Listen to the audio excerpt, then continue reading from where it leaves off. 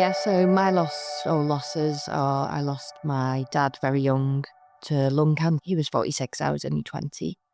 I then lost my mum at 34 breast cancer. She died from breast cancer. She was only 57. And then I lost my husband to suicide when I was 5 months pregnant. He was only 34 and I was 36 at the time. So that's 5 years ago now. Yeah. Yeah. Wow. Yeah. Very recent. Mm. Okay. Yeah. That is a lot of loss at significant ages. So I guess let's kind of dig into the parents first. Yeah. So you said you lost your mom and your dad first? It was my dad first. Your dad Yeah. first. That's right. So you were Yeah. 20 years old. And at the time, what was your response to that? I mean, you're 20 years old, so kind of starting out life as an adult and trying to figure things out. How did that initial loss impact your life? Yeah, it was strange at the time. I think it probably impacted me more as I got older. Oh, I mean, you might know yourself, Ashley, you were very young when you lost your mum, weren't you? Yeah. And I don't think you'd really appreciate the magnitude of it, or especially how sad it was, for the person to die so young until you're a little bit older yourself. I think you can sort of just bury it a little bit, I suppose, and just, like you said, CJ, just be trying to get on with your life. And you sort of naively think that you've just got to be strong and get on with your life and not really let it affect you too much. But hmm, then, yeah, I think if you do that too much, it does come back to bite you in later years. Absolutely. So I don't know if it's the same in the US, but it's Children's Grief Awareness Week this week, isn't it? Yeah, I saw that. Yeah, but yeah, I think 20 years of age, you think you're an adult, don't you? And you think you're a grown up, but you are still a child, really. You're very, very young, and you're not very wise, and you haven't got much experience. So mm, yeah, I just thought a few people said to me, "Oh, you're really strong" at the time, and yeah, it was quite damaging because I just thought, oh, wow, I'm strong. I've never been called that before. So yeah, I best sort of bury it and just continue studying and doing whatever I'm doing at the time. Do you have siblings? I don't. No, no. And did you live close to home, or were you at university at the time? I was at university, but I stayed at home for university, so I still lived with my mum and dad at the time. Okay. And how did your mom's grief and how she kind of grieved impact you? We grieve totally differently, which is for obvious reasons. Obviously, the relationship and Yeah. and the age thing. But yeah, obviously, sadly, learned myself in later years about how how just how losing your husband just affects every single little part of your life. hmm, But yeah, I was sort of thinking, well, I'm being strong and I'm getting on with my life. Where my mum was just, she was in such a dark place. She was struggling to get out of bed a lot of days. And then, yeah, I think it did conflict a lot of the time. And I guess that can be quite common too, because you're both grieving the same person, but in completely different ways. yeah. And especially at that age. But yeah, it was, quite a bit of a tricky time for me and my mum that we got through it and then, we had a great relationship. But yeah, that sort of conflict and grief was a bit of a struggle some days. Yeah, I had that experience with my kids when I lost my wife. We really kind of went from a really tight knit group Mm. to almost separating. I mean, they were young.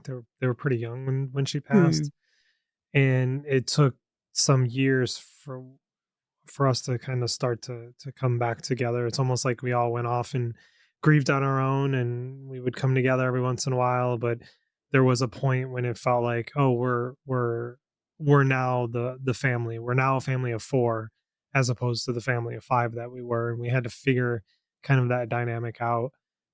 But again, I know that ebbs and flows and changes since Mm. they're now teenagers and all that shifts. But Yeah. I want to talk a little bit about, you mentioned that it felt like it affected you more as you got older, and then I know 34 your mom passed. So when so I want to go back to that, but the first question I have is, when you lost your husband, Mm. was there a different perspective that you had on what your mom went through. Oh, 100%. Yeah, absolutely. And yeah, it was one of the things I just, obviously, like, when something that bad happens, you need your mum. But I really wanted to just say sorry to her about not understanding it for her. I think that is really sad. Like I said earlier, you don't appreciate, sometimes when you're really young, you don't really appreciate that, your parents are human beings, the same as you do. Yeah, Yeah. you think they're older, and yeah, sometimes, yeah, you just don't appreciate their life experiences until you start having them yourself. And then, yeah, when they're not around anymore to help you through them, or to just say, wow, I'm really sorry about what you went through back there. It's difficult. But another thing that was sort of, yeah, that it taught me is that my mum actually met a new partner a year after my dad died. And at the time, I found that really difficult because, yeah, it's like your dad's being replaced, even though it's not that. But that kind of gave me hope after I lost my husband, because I saw my mum find happiness again. And it was one of the first things I thought, that, she went through this, and she was okay again, and I know I will be too. And coincidentally, I met someone a year after my husband died as well. So. Oh, wow. But yeah, and it kind of stopped me from feeling so guilty about doing that as well. Because, yeah, moving forward and meeting someone else after you've been widowed is tough terrain, and there's a lot of judgments. So sort of knowing that I already would have had my mum's blessing in it was, a big comfort. That's beautiful. Yeah, it's been my wife put a lot of emphasis in conversations into helping me be okay with moving forward after she died, because we knew that she was going to die. She had cancer, but even with all of that support and all the support from the family, it's just been such a struggle. I'm 4 years into this. I've had multiple relationships, and it just feels like, for me, because I was with my wife since we were 18 years old, Oh, wow. I realized, I'm like, I really don't even know how to date. And there's just been like so much of this learning experience, not only not knowing how to date as an adult, but not knowing how to date in this world that we live in now, which it's so different. Yeah. And there's just been so many like situations that I find myself in, thought patterns that I have, that I've had to I've had to learn and kind of heal from, and feeling like, realizing like, oh, I only know how to be a husband. So I've had to learn, be like, oh, right now I got to figure out how to be a boyfriend. Like, not a husband, I'm a boyfriend. Like, there's just so many of these things that you just never think of that come up. But anyway, I think it's amazing. It's encouraging to me to hear folks like you who have been able to find somebody that they want to be with long term again. But going back to this idea that the death of your father, you almost kind of like went into this like, well, I'm strong, I'm good. When did that start to break down for you? You know what? I think it was probably when my mum got sick. Uh, Yeah, I mean, I always missed him, and we were always very close. But I sort of always bottled it up, and it would probably, when I was younger, only really come out when I'd had a drink or something, really, that, your emotions just spill out, which you've been covering up, and it was just a really unhealthy place to be. But yeah, it was when my mum got sick. I don't know, it was kind of, the anticipatory grief I was feeling for losing her brought that back. And I think that's really common that I can do that what was your reaction to it? What did you do to kind of deal with what was coming up? with my mum. Yeah. Yeah, I don't know.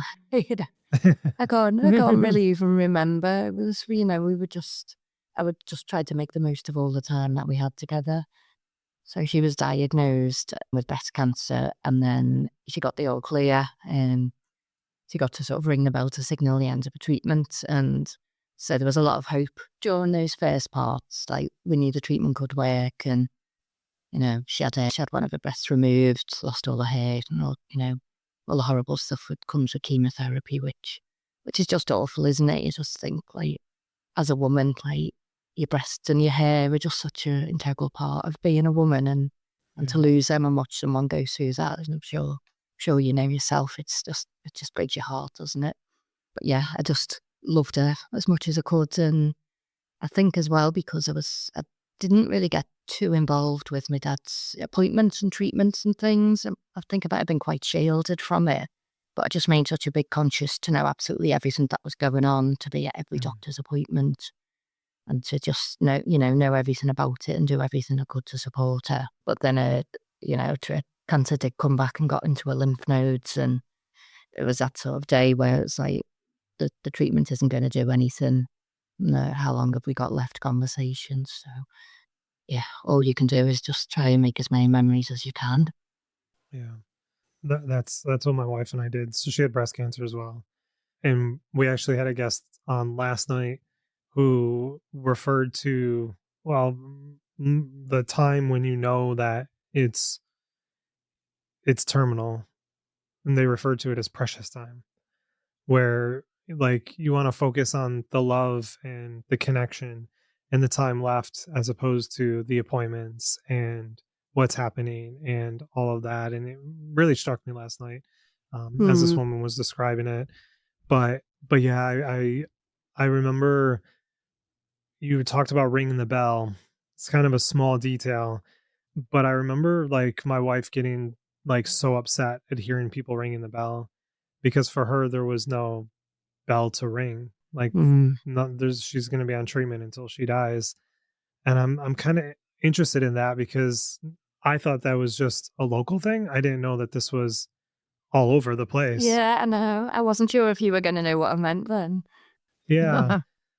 But I didn't realize that, like, it kind of took me back that I was like, "Oh, this is also in the UK. Okay, Yeah. that's pretty wild." And I'm just Yeah. curious, like, what other people feel about that. Like, is this a thing that is kind to everybody in there, Mm. and does it No, I help and totally stuff agree. like that? I remember it was just before Christmas. It was probably a month from today, actually. It was just before Christmas, and we had Christmas jumpers on and stuff. And I was so happy, but I looked around the waiting room and I felt so guilty. But the lovely thing about it was that everyone in that waiting room clapped anyway. Yeah, that's It's beautiful. just quite a beautiful Yeah. moment, isn't it? Because there's some people in there who were in your position who knew that there wasn't going to be any ringing of the bell, but it's such a nice tribute to the human spirit that people would still clap for that other person regardless. Yeah, absolutely. Yeah, it's amazing the conversations my wife would have, the things that she did knowing that she was going to die. I still to this day don't know how she did them. No. I just think there's something that happens to us, like you said, that human spirit that overcomes even facing death, Yeah. and does incredible things. And it's something I try to hold on to, knowing like when my time comes that hopefully I can be half the person that she was facing death, Mm. Yeah. should I know ahead of time that it's coming. But the other question that I had was, so your mom died at when you were 34, you said, right? Yes. Yeah. And then yeah, so your husband, you guys were together then when your mom passed? Yeah. So we'd actually been together. I think we'd been together about 8, 9 years when my mum died. But we were actually planning a wedding. So my mum died in the Oh, October. But wow. she'd been given 6 to 9 months in the September, and we had the wedding booked for the February the next year, which was 5 months from when she got that prognosis, which she only made it another month.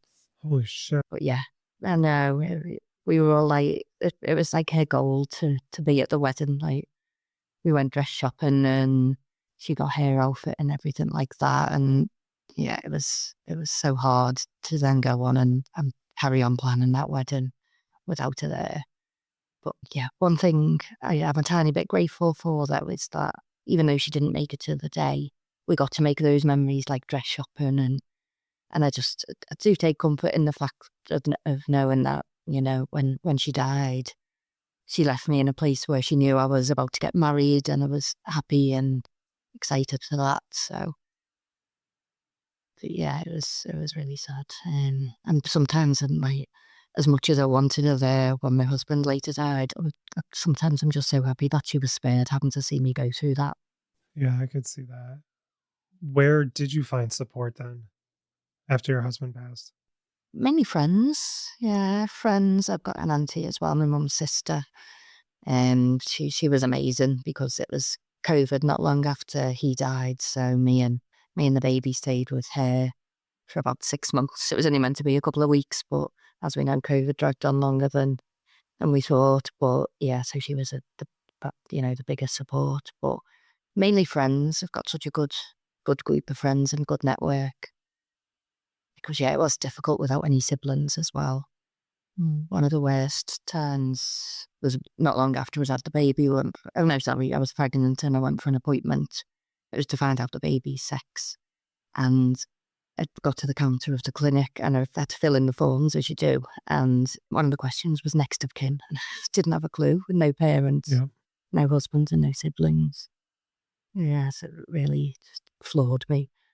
It's a lot to have a new life coming in and having lost your person and also Yeah, not having absolutely. your parents there to help support you in that. In your grief and in your journey, I mean, it's still, I consider it still pretty early, but what has this kind of journey for you looked like? You said it's been 5 years since your husband passed. Yeah, 5 years. I mean, yeah, at first it was just such a shock. Like, we'd only been married 18 months. We had a baby on the way and the baby was planned. So, we just bought a new house. I literally thought that I had it all. Yeah. Had everything I'd ever wanted. And also, after my dad and my mum, I thought, this is a happy ending kind of thing after everything I've Yep. been Yeah. through. And then, yeah, but like the thought of how do I get another happy ending after that? Or, is this just it now? Am I just doomed? But yeah, that knock on the door. So he'd actually been away for a week with work and he'd been on a work night out on the Friday. And I was just waiting for him to go home as normal. Like, we both worked away a lot. And then I was really worried all day because he wasn't answering his phone and no one could get hold of him. And then the door knocked about 4:30 in the afternoon and it was the police. I remember them just saying he's been found deceased in his hotel room. But it took a couple of hours before we actually found out how he had died as well, because it was in a different city. So they didn't know. Yeah, and then, we found out later on that he took his own life, died by suicide. And it was just the biggest shock in the world. Mm-hmm. Yeah, I mean, he'd had a few mental health issues, but it was years ago as well, and just there was no clues at all, really. It was just such a shock. And It's absolutely devastating. So, from the experience that I had when I lost my wife was, and I've heard other people say this too, that I I felt like I died with her. I felt like Mm. there was just a huge part of me that did, and in post losing her, it feels like it's just been this journey of rediscovering who I am. What is my identity? What does life look like? Even down to like, what are the things that I like? Did I like that show because her and I watched it and I Yeah, just liked being with her? Like, all these things became this like bittersweet thing of like, well, I no longer get to do the things that I used to do because she's not here and I want to do them with her. And then having to like sort through that identity. Is that something that you experienced as well? oh yeah, absolutely. That was one of the biggest things for me. And like music has just always been such a big part of my life. And it was of both of us. And I couldn't listen to any songs that we both liked. But they were songs that I'd liked before, but then we'd liked them Yep. together. And I was like, I just got to change my taste in music now because I can't listen to That's right. anything. Yeah. Yep. But some people actually take comfort in it, don't they? In listening to music that reminds them of their loved ones. But I just wasn't that way at all. And like places, like favorite places that I'd been to, it's like I'm just never going to be able to go to them anymore. It's like you say, you're not a me or an I anymore, are you? You're an That's right. us. And yeah, it Yeah. was interesting what you said before, CJ, about when you think how to become a boyfriend again, because you settle down, don't you? And you become, a husband or a wife, and you become a different version of you. And Yeah. you've got to sort of like rewind a few years and try and become this like exciting Yeah. young person when you feel far from that. Yeah. Mm-hmm. I found online dating so difficult as well It's because so hard. it was never a thing. I'd never done it before. And sort of going through my photographs and being like, I can't, all of these photographs where I look like an interesting person are taken on trips with my husband. Like, is that Yeah. normal? Is that okay to do that? And then putting whether you should put whether you're a widow or not. Like, is that going to scare people away? You're going to come with all these, like, I hate the word baggage, but that's what you think. It's right. Yeah, I put in, like, sometimes I'll be like, well, maybe I'll just put it right on my profile that I'm a widow. Maybe I won't. Things like that. I use dating apps, obviously not as a widow. Kind of very, like, not a lot because I did not like them. And I actually met my fiance in person through a mutual friend. So That's rare these days. like I do, yeah, I know. I do empathize, or like, I do understand the like the hatred Yeah. really of dating apps from that perspective. But I can't even, I mean, like, I really can't imagine going back on them. And especially after, like you said, just like losing your loved one and then like having that as part of your story. And it's like, is that a bit much on the first message? Yeah, no. I also Hey, what brings you here? like at the baby as well. So I had an 8-month-old baby as well That's at the right. time. So, and yeah, I was living at my auntie's. It was like we were just sort of easing out of the first lockdown. But yeah, I was like, oh, I'm such an unattractive prospect. But yeah, it was hard. But also, you do get to a point where, and for me, I wasn't actually looking for a new relationship straight away. I just wanted to feel like a woman again, really, and Yeah. just to be taken out for a meal or given a compliment. I'd been like doing a lot of exercise and I was feeling like myself again, sort of physically and almost mentally after the baby and everything. So, Mm. I wanted, just a bit of attention, isn't it? If we're being honest, that's why you do it. You just want a little bit of fun. And your son or daughter is Son. like 4 or 5 Yeah, now? he's 4. He Son. turns 5 soon. He's just started school. We had his first Oh. parents' evening tonight. So he's doing really well. Oh, that's so good. Does he like ask about his dad or know about his dad, or how, like, I bet that is kind of a difficult Yeah, that's thing to navigate. yeah. I've told him little bits. So yeah, I tell you about my new husband as well. So the first foray into the dating app actually turned out really well and unexpectedly well. My new husband now, Warren, was one of the first people that I spoke to. Oh, love that. And I was just open and upfront about everything, and he was so understanding. He'd not long lost his mum as well, and we just hit it off. And yeah, I thought I was going to have to make a lot of compromises with my situation, and I didn't think I could be best friends with a partner again, but we were immediately, kind of thing. And yeah, so 4 years later, we just got married a couple of months ago in Ibiza. Oh my gosh! And, Oh, Congratulations! congrats. It's yeah. That's so encouraging. Sometimes I feel so hopeful, and other times I feel like I don't know. I don't know, like, what I don't know what this whole journey with dating's been. So, like, I'm very, very public with my life. My dating life, I haven't been. I think largely because it involves someone else, and I'm okay sharing my stuff, but like, I'm not going to share other people's stuff. Yeah. So, but it's been such a journey for me, and I felt like I wasn't the same thing. Like, I wasn't looking to date again, but it happened really early, like right away. Circumstances, and it just kind of happened. And, you know, people have been very patient, very kind, but I kind of reflect back on the past 4 years, and I just think, like, sometimes I get so discouraged of, like, why is it, I don't know how to describe it. Like, it's such a thing to lose our person. And I also realize that if I end up finding somebody that I stay with or get married again, I will be with that person longer than I was with my wife. And I was with my wife for almost 18 years, which is Wow. not an insignificant amount of time. And I want to hold on and to believe that I will have a best friend, that kind of love again, Yeah. different. It's going to be different.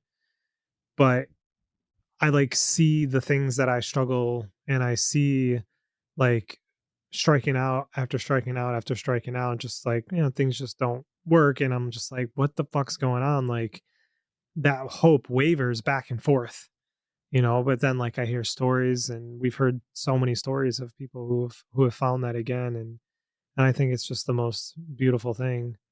Yeah, your bar's just set very high, isn't it? Yeah, Which is good. that's I'm right. sure it's Yeah. what you deserve as well. So I think you don't. Yeah, it doesn't make you weaker losing your person, and I think that's what you're worried about coming Mm, across. But I think you wouldn't settle for any less than no compromises and someone who treats you amazingly well yeah. after losing your person, because you really understand what true love is, and you understand even more so what you stand to lose by loving someone. And I think you know the meaning of love a lot more. So Mm, you're not going to settle for Yeah. some half-baked love that isn't as special and super as the one that you've had before. And it is difficult to find, but it is possible. yeah, I think it's like learning to love in the most dire of circumstances, Yeah. and learning to hold on to that love after they're gone, and Yeah. knowing that it's always going to be there. But yeah, sorry, Ashley, I think you were saying about, we have started telling my little boy, but we say he used to have another daddy and he's not here anymore, and he knows that he died. But that's all he knows up to now. Yeah.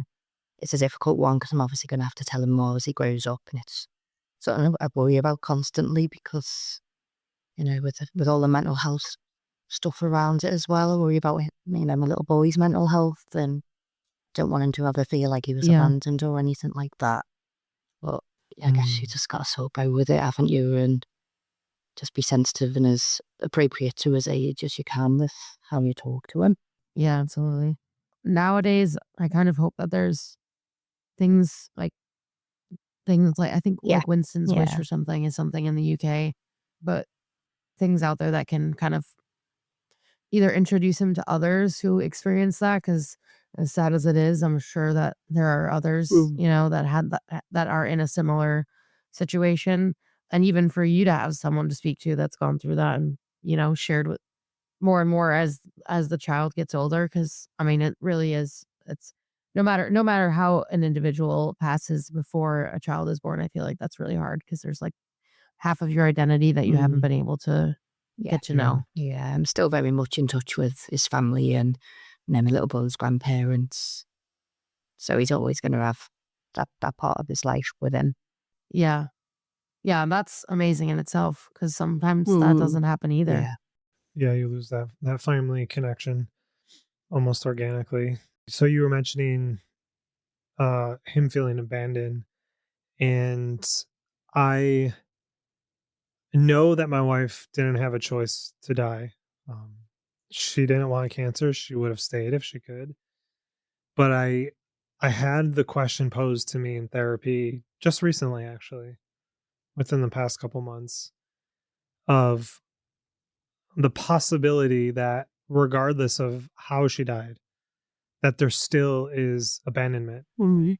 in that she left and I'm here with the kids and I have to raise them on my own. Yeah. And it made me angry. It made me angry to have to realize that, because it feels icky, for Yeah. lack of a better word, to be like, fuck her for leaving me.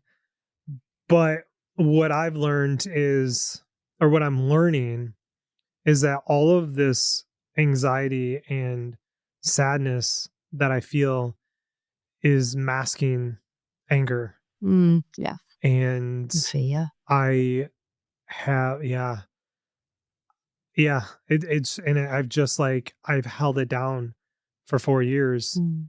and was in this pursuit of healing, and almost to the point of denying that anger, afraid of it Yeah. because I don't know what it is. and we started doing some exercises, like somatic exercises. And I got right to the point where it was like right at my throat and it was like gonna come out, and I couldn't do it. I couldn't let it release because I realized that by letting that release, it's going to bring up all that pain again from Mm. like those first moments and those first months and year after losing her. And I'm curious, like, if any of that resonates with you, if Wow. you've had that experience when Yeah. losing him, especially in the way that you did, what are some of those thoughts that you've had around it? Yeah. I think that's one of the, like, and yeah, it's interesting to hear, like, you get that, when someone's just died, like, from cancer or something as well. Right. And because it is, yeah, I think it's always quite sort of discussed as quite specific to losing someone by suicide, to be angry at them and to feel abandoned. And I think it's quite Mm, obvious in that situation why. But yeah, the rage, it was it was horrible. And it's probably only sort of the past year or two where I've really started talking about it a lot more and sharing my story like this. Is when it's gone. Yeah, I spent a lot of time angry, and especially being pregnant as well, like it was planned. And just thinking, I never wanted to do this on my own. I never wanted to be a single mom. right.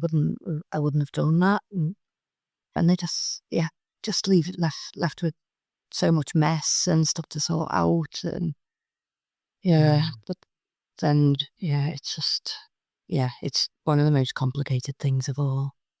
And you're also angry, like, why didn't you just talk to me about it?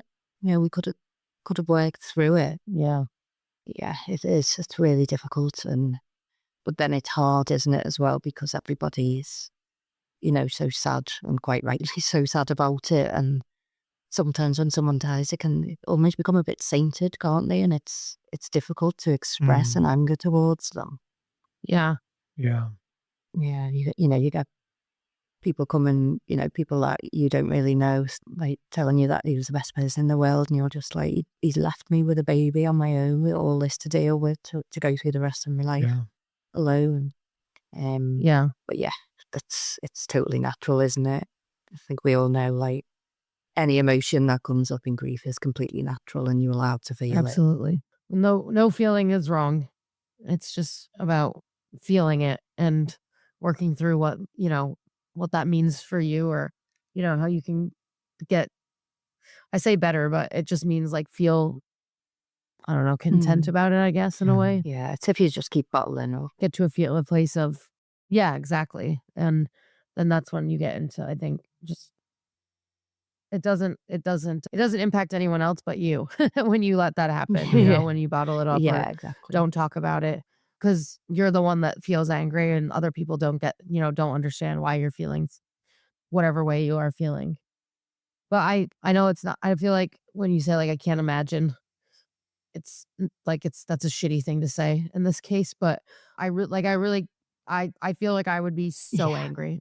Like, I would, like, I really feel like I'd have to, like, go and punch some things or break some glass for, like, a very long Yeah. time, because, like, it just would I just couldn't, I couldn't really comprehend like that. And like you said, like, we talked about this, and this is what we I thought we wanted, and this is what I wanted with you. Like, it would just take me a while to get Yeah, through took that. a Mm, long time. I'm just, like, impressed. I'm so impressed with your ability to do that, Yeah.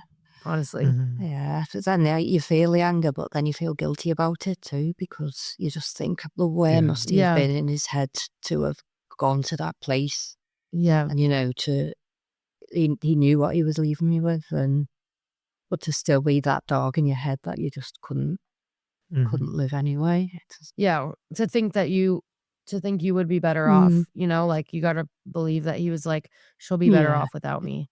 I think we've had a handful of guests that have dealt with losing a loved one to suicide, and it feels like similar, like, themes come up where there's, like, that, like, slight guilt, but then you're, like, this, like, just empathy for them and where they were in that moment and how they yeah, were feeling.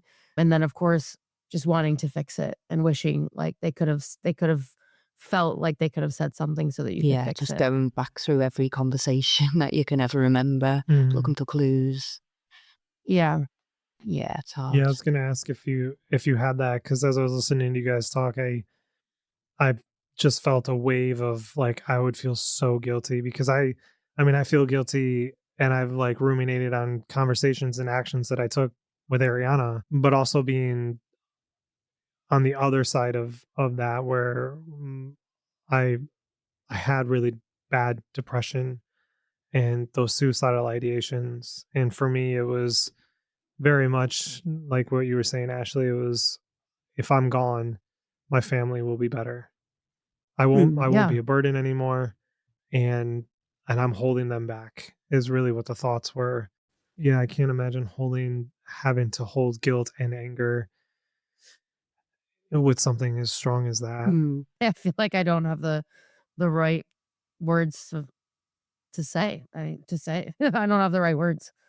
Mm. It's a lot of feelings I would be feeling. Yeah, and then for me, it was COVID not long after he died, and that was just such a blessing for me. I know it was such a hard time for a lot of people, but it was just such a relief for me to be. It felt like the rest of the world stopped as well, so I didn't have to be out baby groups and just doing all the normal stuff you do. Yeah. And I just walked for miles and made a playlist of like motivational songs and just walked up and down the prom by where I was living.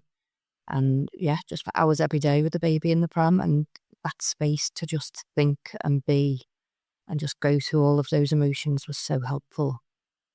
And I don't really think you get that too much, do you really?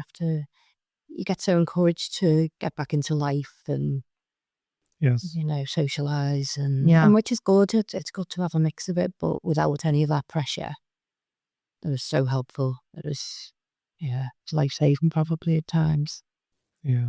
Yeah. So my wife died during COVID. So it was a blessing on the other end of the spectrum where we were, me, the kids, and her, we were forced to be home, and we got to spend that last 9 months of her life together every day, Precious other it. than the stress of COVID. But Yeah. we got to be together, but it made it hard because I couldn't go into the hospitals with her. I couldn't, and I'm just sitting in the car waiting, or the fear that, it would take her out because she was so compromised. That must have been so But scary.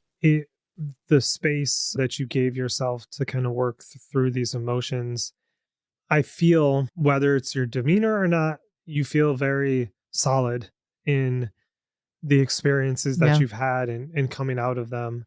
It's very reassuring and calming.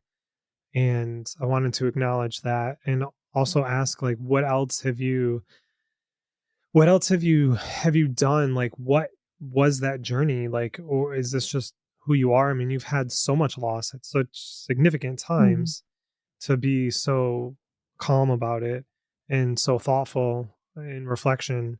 I'm just curious what that journey looked like for you. Yeah, I had a little bit of counselling after my husband died, but I had it after my mum and it was okay. But I had it after my husband and it just didn't even scratch the surface. It was, I just felt like she couldn't relate whatsoever. But the biggest things I found solace in were sort of support groups. So there was one called Survivors of Bereavement by Suicide. I went to a couple of those, which was helpful. But the main thing was I met a couple of girls online. We've got a site here called Widows and Young. And one of them had lost her husband when she was pregnant, but she'd had a baby. And then another girl messaged me and she was pregnant and her husband had just died the same way. And just knowing that there were other people out there. Yep, and we've all supported each other through it. That was amazing. But I just sort of lapped up everything I could find on the internet of stories of survivors. And just people with grief pages, read books.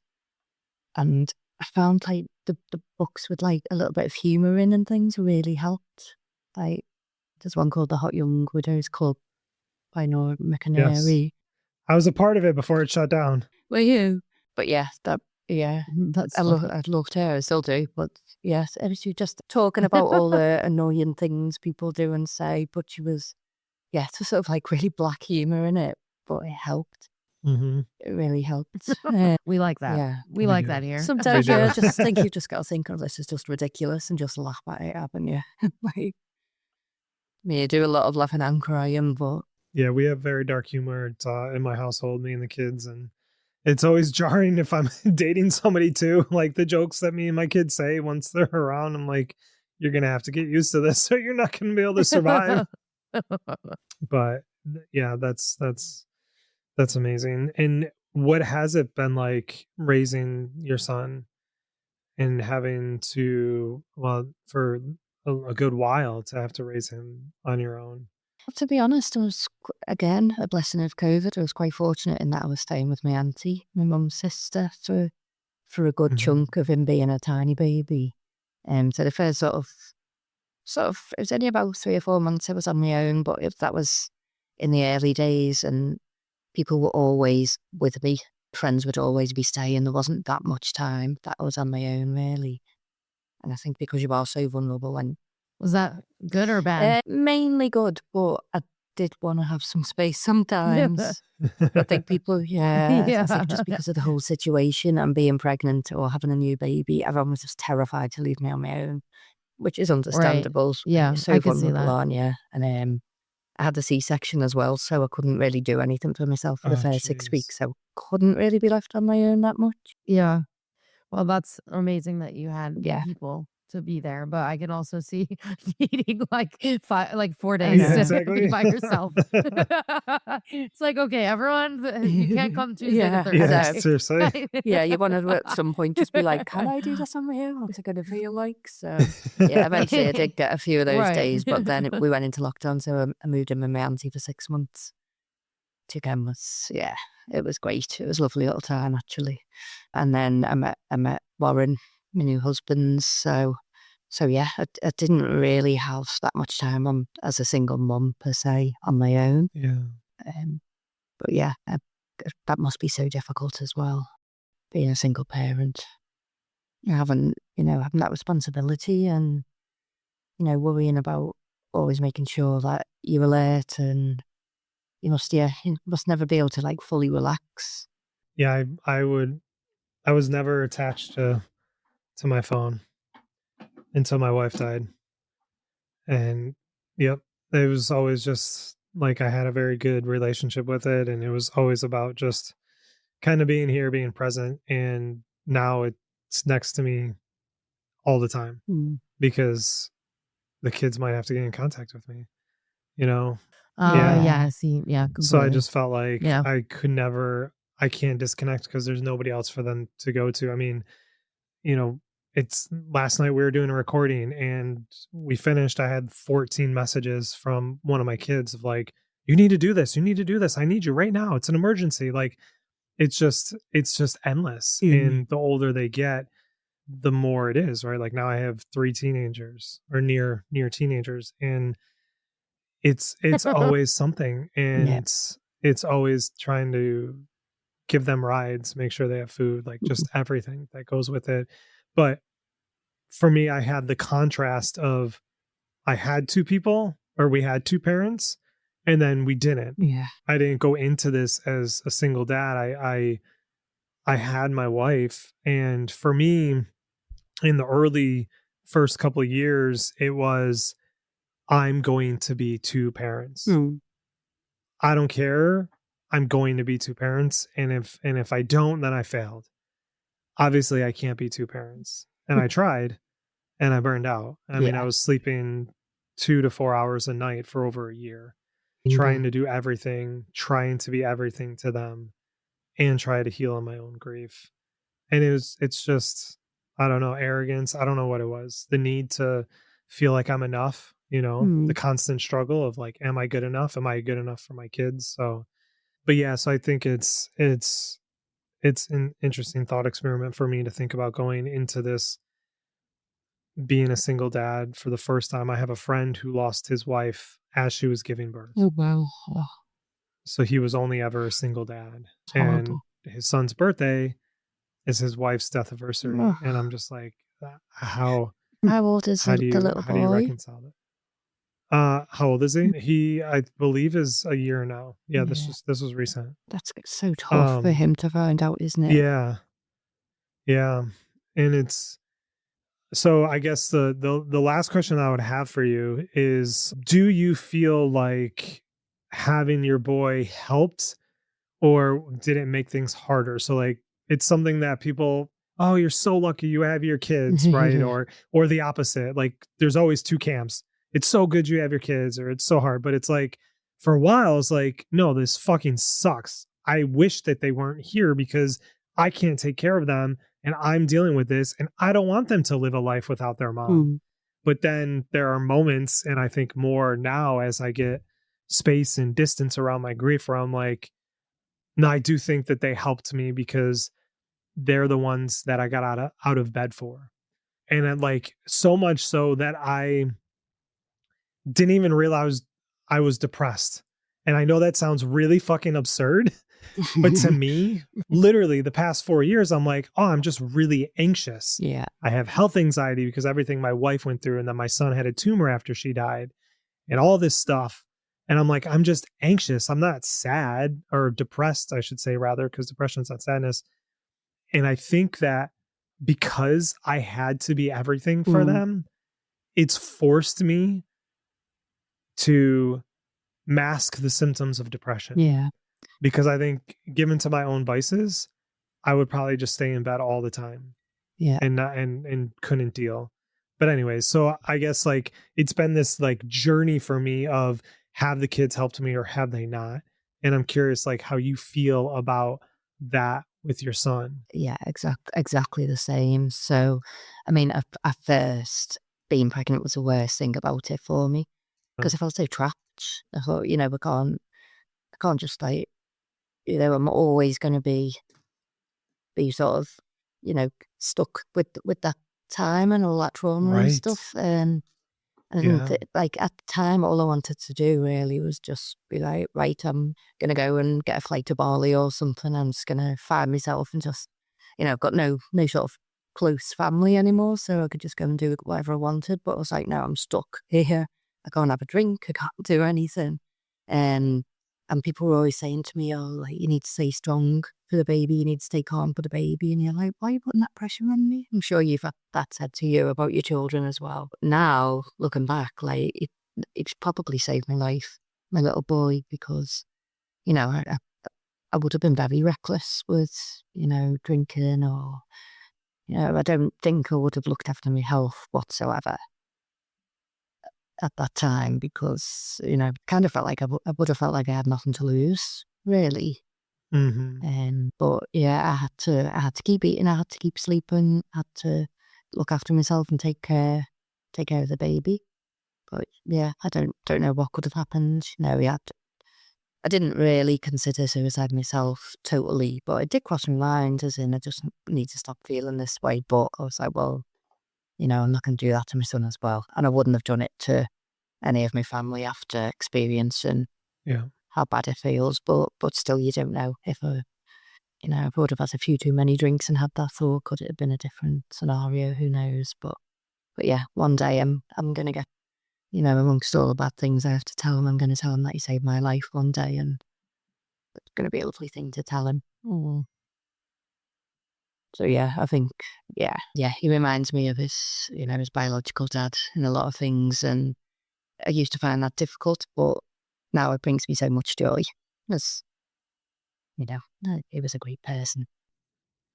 Yeah. That's how my daughter is. She reminds me so much of my wife. It's crazy. And she's 16 now. And I mean, the looks she gives me, the like things that just She Ashley, like, she's so much like Ariana. yeah, It's crazy. And, like, the I can imagine. the way she says things to me, the way she acts, I'm like, this is insane. It's like a spinning image. Like, almost have to do a double take sometimes, where it Mm. just kind of, like, throws me a little bit. But yeah, I appreciate you sharing that. I think it could be a very vulnerable thing for parents to talk about, the kind of that relationship that you end up having to being a parent Mm. in that grief.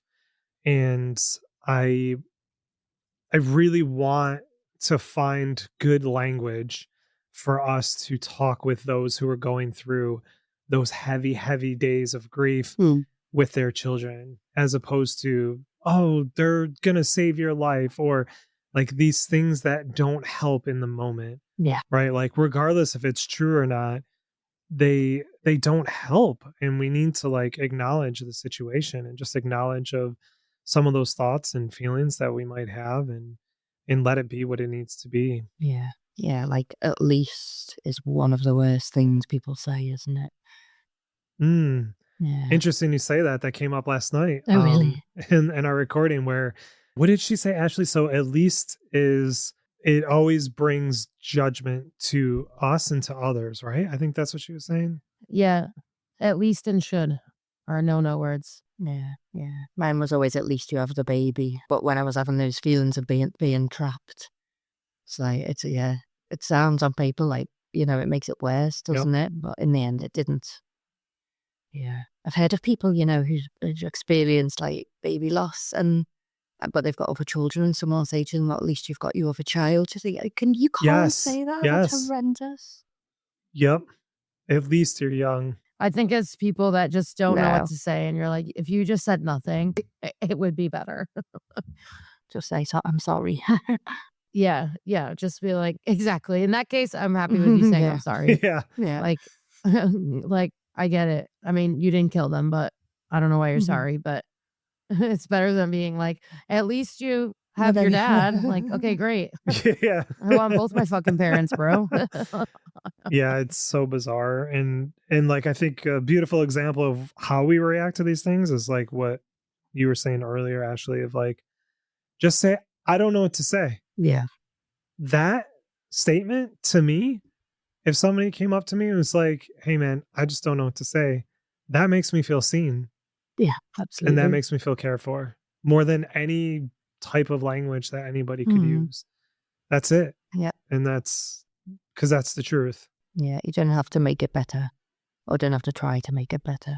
I think it's really hard to know. It's really hard to say the right thing. Yeah. I feel like there's 999 wrong things to say and only one right thing to say. And 99.9% of the time, I still fucking Oh, me too. All the Yeah. time. like our good friend was diagnosed with brain cancer this week, and I'm just like, what the fuck do I say? I Yeah. literally don't even know what to say. Like, I'm like, what can I do to help? But then you're like, you're supposed to offer help. And then I'm like, but I can't just show up at your house because I don't think you're home. So we're just tell me what what do you want me to do? Can I send you groceries? Do you have allergies? Can you eat fucking gluten? I have no idea. So I can't even send groceries. Right. That's so difficult. I always like it. Because then it's like, oh, if they get all these groceries and like they're gluten free and like none of the groceries are gluten free, what are they gonna do with Yeah. them? They're gonna be like, we have to say thank you, but she sent us the wrong things. So there's like no winning. Right. You get stuck in that loop because when you Yeah. want to help so bad, but asking the person, what can I do, is now putting it on them. Yeah, exactly. But like, I couldn't think of what I needed. Like, I was exhausted. I was mentally spent. Just looking at a text exhausted me. Mm. And I know it's like we have these moments where we truly want to help people. And I think it's just do it. Yeah. Just do the thing that you want to do. And that's enough. Yeah, Right. Or just exactly. say, I don't know Yeah. what to say. Yeah. I always loved it when someone would message and just say, just checking in, no need to reply. It'd be like, oh, thank you. Yes, that's amazing. Yeah. I'm glad you brought that up. Yeah, Yeah. that's something I learned and I do now. If Yeah. somebody's going through something, I'm just like, Yeah. just here, don't reply. It's okay. Yeah. But yeah, like you said, Ashley, it's hard. We will fuck it up all the time. But I think if we do it with honesty and authenticity, that's the energy that we're looking for more than giving me a platitude to make things feel better. I think, like you said, Rachel, like we don't need to be made to feel better. We just need to be seen. And that's it. Yeah. You can't make it better, can you? So no need to try. But yeah, Mhm. just know that you're being thought of. So before we let you go, we like to ask our guests if they would be willing or wanted to share one of their favorite memories with their loved ones. So love to hear a memory, maybe of you and your husband or your dad or your mom or all three. Totally up to you. Yeah, probably my favourite memories of my mum, really. And I think I miss her a lot this time of year. We've just had a birthday, but it was always our annual girls' Christmas shopping trip. And we just used to love it. It was like the highlight of our year. So we'd like go to a shop and then a pub, then a shop to a pub, and then go and have a meal at my dad's favourite restaurant. Yeah, with all the pubs. I don't know how we ever came home with all of the shopping bags, but we did. But yeah, it's just, yeah, it just should be the highlight of our year, and it was just such a lovely mother and daughter day. Yeah, one time we got off the train and my That's husband amazing. met us with my stepdad, and we decided to go for one more drink and ended up in the karaoke, like absolutely screaming like No cats way. to Madonna's Like a Prayer, and they pretended that they weren't with us. I Yeah. love Oh, that. that's fucking That's how awesome. much fun me and my awesome. mum used to have. And yeah. That's amazing. Yeah, I appreciate you sharing that. And we are so thankful for you coming on to the show and sharing your mom, your dad, and your husband with us and No, your it's little lovely to meet boy. you both. And yeah, it was great. And like I said, we're thankful and we're blown away that people continue to come up and want to share their story. And I know that it's going to help a lot of people. So thank you so much, Rachel. Oh, thank you for having me on.